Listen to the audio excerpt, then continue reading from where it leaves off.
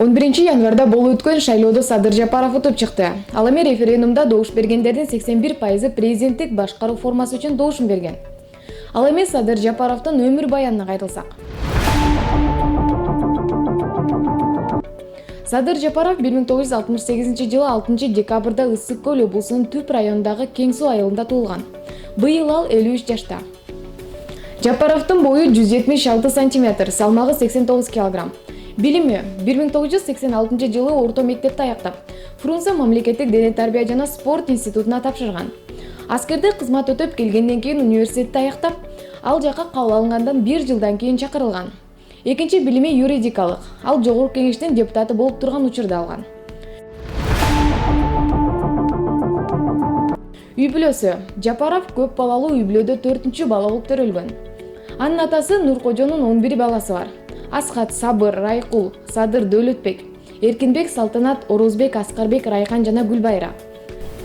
Атасы Нуркожо Мустали уулу 1936 жылы Кытай Эл Республикасында туулган. Совет доорунда Кыргызстанга көчүп келген. 2017 жылы каза болгон. Апасы Кадича Жапаровна 1942 жылы туулган. Көп жылдар бою сакман иштеген.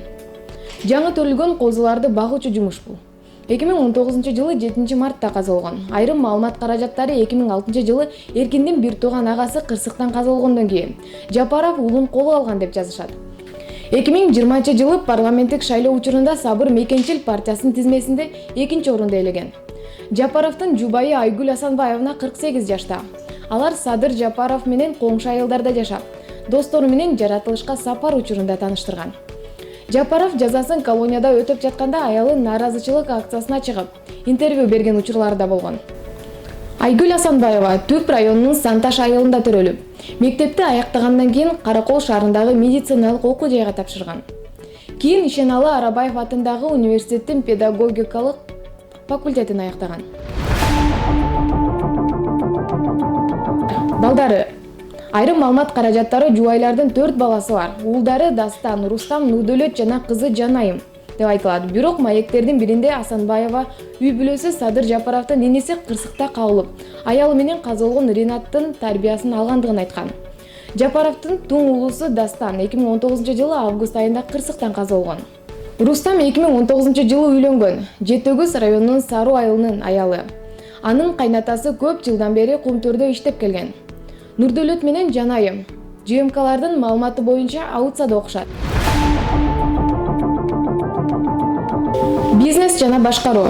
Садыр Жапаров 2005 жылга чейин бир катар жеке ишканаларды жетектеген.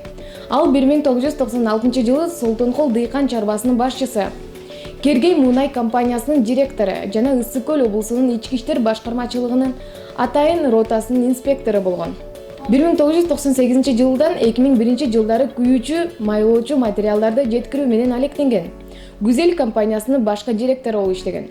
Андан кийин 2005 жылга чейин балыкчыдагы Нефтегаз Мунай компаниясынын башкы директору кызматын ээлеген. Жапаров түрмөгө кесилгенден кийин атасынын абалы начарлап кеткен. 2017 жылдын сентябрь айында Мустали уулу Нуркожо көз жумган. Бирок Жапаров акыркы сапарга узат алган эмес. 2019 жылы март айында Жапаровдун апасы Кадича каза болгон. Бул жолу ал түрмөдөн акыркы сапарга узатуу зыйнатына чыгарылган. Бир аздан кийин 2019 жылы август айында Жапаровдун уулу 27 жаштагы Дастан мотоцикл менен кырсыкка учураган жана каза болгон. Ошондой эле бийлик ага уулу менен коштошууга уруксат берген. Октябрь окуясы. Парламенттик шайлоодон кийин 2020 жылдын 4-октябрында Ала Тоо аянтындагы оппозициялык күчтөрдүн нааразычылык акциясы өткөн.